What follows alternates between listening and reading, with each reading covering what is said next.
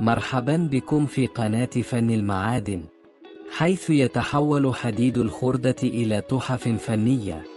في هذا الفيديو المميز نقدم لكم أفكاراً لديكورات منزلية مبتكرة باستخدام خردة الحديد بأسلوب سهل واحترافي يضيف لمسة فنية مميزة إلى منزلكم.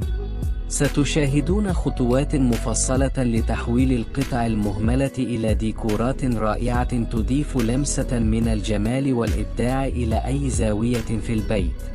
شاهد الفيديو إلى النهاية لتكتشف كيف تستفيد من الحديد القديم، كيف تصنع ديكوراً يدوياً بخامات بسيطة، أفكار ديكورات فريدة للمبتدئين والمحترفين.